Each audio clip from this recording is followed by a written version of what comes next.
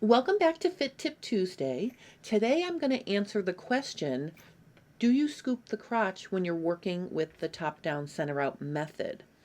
Before I get going with that though, I do want to tell you about a top-down, center-out method demonstration I saw last night.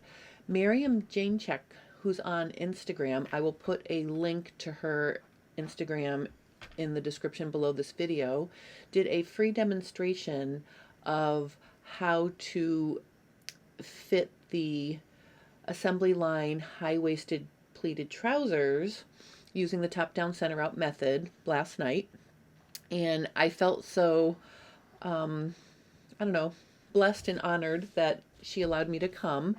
And it was very, very enlightening. And the thing for me that really caught my eye and also tugged at my heartstrings was when Miriam was talking about her journey with pants fitting or even just fitting garments. This was eye-opening because I know people are really hard on themselves about their body shape and their figure and their measurements. And I hear all the time people saying, oh, this pattern doesn't come in my size, or I can't make this pattern because of the shape of my body, or, just a variety of different things that really, I don't know, I feel like they shouldn't even be in the conversation.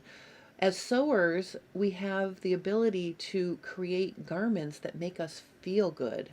And part of that is getting them to fit right. So one of the reasons why I went down this road of investigating and learning this top-down, center-out method is because the shape of your body is really taken out of it to some extent. We don't do a lot of measuring, and it's more about getting the pattern to fit your body versus worrying about whether your body is going to fit the pattern. So I really want you to start to think about it in those terms, and definitely, head down to Miriam's Instagram and check out her posts and things that she has on her Instagram, because she was so inspiring and she was so giving and she was so brave. She shared her personal story, and I was very, very impressed by it, and I was touched by it because I do try to encourage people to love themselves any shape and size that they are, because every shape and size is beautiful. But I really want to go a little bit deeper with that and really just be gentle with yourself. And just know you are the master of the pattern. The pattern is not the master of you. I just wanted to share that with you because I think it's important for each and every one of us to feel like we are fabulous. Our body is the shape it's supposed to be, and it's the pattern's job to fit onto us, not the other way around. So, I use terms to describe different shapes because to a small extent you do have to pay attention to that, but in the big scheme of things, your ultimate size and shape is really not what's important in terms of getting a pattern to fit you. It's getting to know how to get the fabric to sort of fit onto your body. And I think working with the top-down, center-out method has really opened my eyes to a lot of different possibilities and different ways to fit pants on without so much measuring and micromanaging each little bump and curve that we have. So I just wanted to share that with you. And again, I'm putting a link to Miriam's Instagram below. Please check her out. The next thing I want to say is I printed out a couple different versions of my pattern because I want to show you that when you pick out your size, you have options. And if you missed last week's tutorial, I'll put a link to that playlist below. I talked about selecting the right size to start with when you're working with the top-down, center-out method. So before I get into talking about whether or not we scoop during the top-down, center-out method, I want to show you two different versions of how a pattern can be graded depending on how the designer decided to do it, and what that means to you when you pick out your starting size. So the first thing I want to look at is this pattern right here. This is actually one of my jean patterns, and you can see that the hip is graded at both the side and center front, center back edges. And just to make that clear for you, what I'm going to do here is I'm going to just draw a crotch level line here so you can see. I'm just going to get them on here basically. Okay, so basically the grading between my smallest sizes is 1.5 inches. That means sizes 0 to 6, the difference between those sizes is 1.5 inches. Because I graded on both the center, front, and back and side seam edges, I divided that 1.5 inches by 8 instead of 4, because I plussed here, I plussed here, I plussed, and I plussed, or minus, plus minus, plus minus, plus minus, plus minus.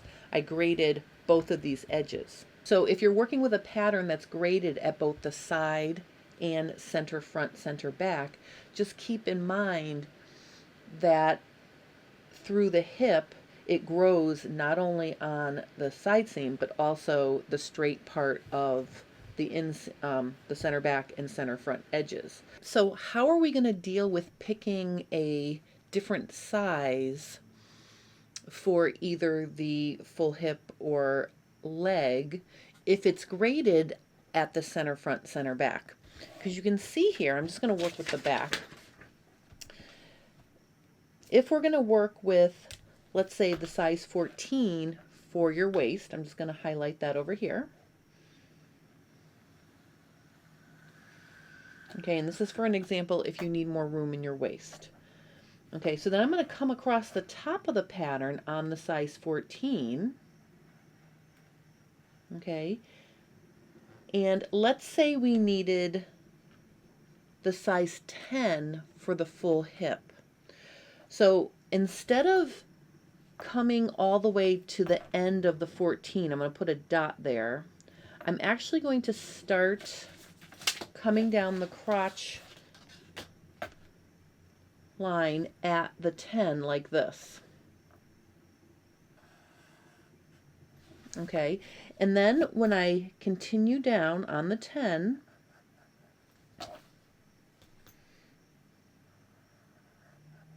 okay, I can follow that down like that. That's how I would pick the size you need for your full hip, because remember, we have extra side seam available. So don't use the size 14 at the top at the waist like you did at the side seam, because if you blend between sizes between that 14 and that 10, you're going to be changing the angle of the straight part of the crotch line. So you really want to maintain the shape. So we've chosen the smaller size, starting right at the top of the waist all the way through to the tip of the crotch. Then if it's a little snug at the waist, we've added half of what we would normally add, because remember, the grade for this was split between the side and center back, but we have room to let it out. So I think this will give you a good starting point if you're working with a pattern that has grading both at the side seam and the center back edge. Still go with one size from waist down the crotch and inseam, and then know that you can let it out. So that's how I would deal with a pattern that's graded both at center, front, and back, and the side seams. Another way a pattern can be graded is just along the side seams. All right, so you can see on this pattern, all of the grading is done on the side seams. The center, front, and back have one single line along the straight portion of the crotch line, like this. I'll just highlight those. Okay, so in this particular case, the full amount of difference between sizes is at home at the side seams. So again, when you're picking your size, you're aware of that, and you can pick your larger size for your waist and your smaller size for your hip, or you can pick a larger size for your side seam and a smaller size for your inseam, or vice versa, depending on what your shape needs. And if you want more information about picking a size, please, check out my tutorial from last week. But I just wanted to show you there are differences in the way pants patterns are graded, and knowing where the increases are can help you make choices in terms of picking your starting size. All right, so now let's get to the question of whether you scoop the crotch when you're working with the top-down, center-out method or not. It's kind of interesting because if you look at this pattern, the answer is right in front of your face if you're looking at your graded pattern before you trace your size. Notice this area in here where my crotch curves are and my crotch points are. You can see what happens is as the sizes get larger, the curve gets lower and the crotch extension gets longer. So if you know you need more room on your inseam, for example, if you have a prominent inner thigh, and if you know that your pants are always snug there, you can start out by giving yourself a little bit more room there. And the way you would do that is you would pick a larger size for your center back, center front, and inseams.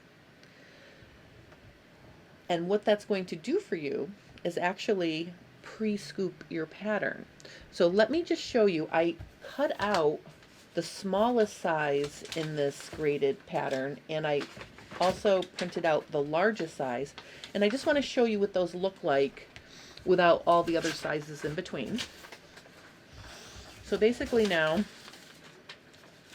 I am going to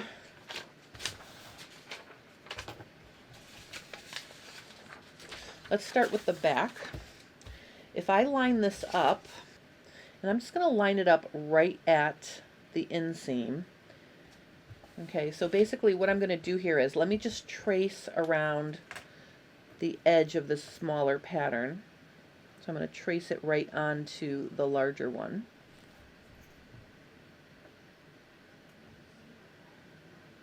Oh, actually what I wanted to do, let me do it like this. I'm sorry.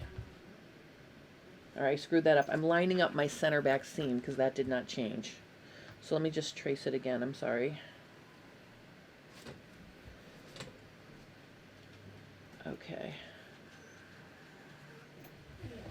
All right, so now I have this line that does nothing for me. So let me just hatch that out.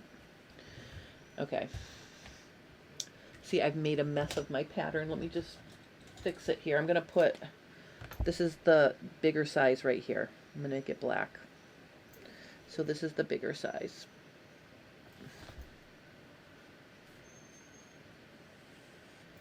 All right, so what you can see is, if you ignore my little pink right here, this amount of the base of the crotch right here is removed when you go to a bigger size.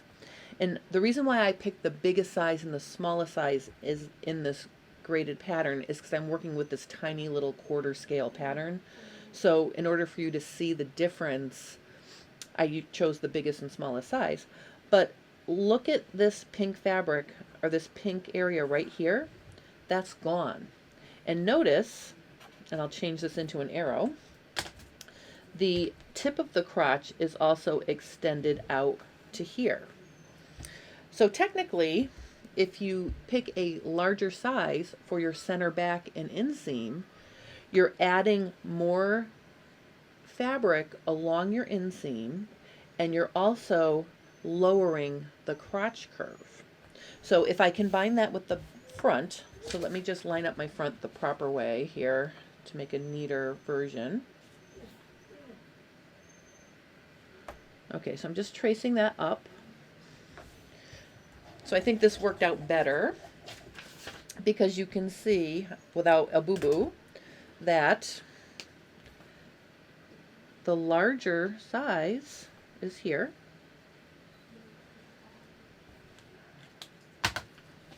All right, so we can see here, and I think it's clearer now because I didn't screw up how I lined up the pattern here, but I'm just going to color in this little pink area is where the crotch was lowered in the front. And so if you're picking a bigger size for your inseam and your crotch, you're going to scoop a little bit in the front and more so in the back. And then also, notice you're adding all of this extra ease to your inseam all the way down the leg in the front and the back. Now, we've accomplished this. We've sort of pre-scooped our pattern without changing the shape of the draft. Because remember, one of the other points of this top-down, center-out method is to see what the pattern's going to deliver before you start changing the shape of it. So I've accomplished accommodating for fullness that I need and lowering the crotch a little bit simply by choosing a bigger size for my center, front, back, and inseams versus my side seam.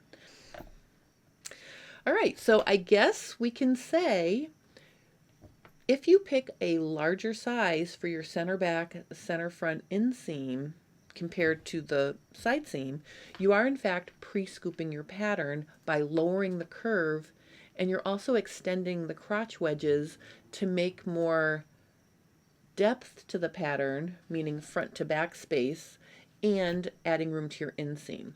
So I hope that gives you a little insight about, picking your size and actually lowering the curve or scooping the base of the crotch line while not changing the shape of the draft.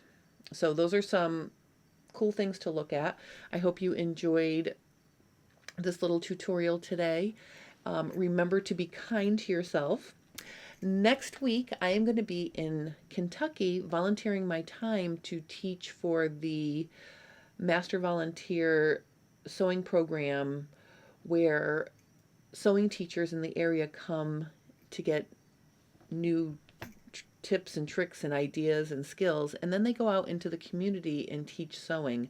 I am so excited to be involved in this program, so I will not be here next Tuesday. However, I took a break from some of my fitting to finish a project I was working on for my daughter Abby. She's a brand new third grade school teacher, and she needed a cushion for her bench in her reading nook in her classroom. So of course, I had to embellish it a little bit. I couldn't just make a plain cushion. So next week I'm going to show you my tips and tricks for working with large 8-inch size applique letters. I'm going to show you how to plan your projects, use real size templates, and get those large letters in the hoop accurately so you can string together words and have it embroider out so it looks like you did it all in one gigantic hoop. So if you're into machine embroidery, we're taking a break from fitting next week, and I'm going to share that with you. And then I will be back the week after for another pants fitting video in this series. So I hope you guys have a lovely rest of your day, and thank you so much for watching.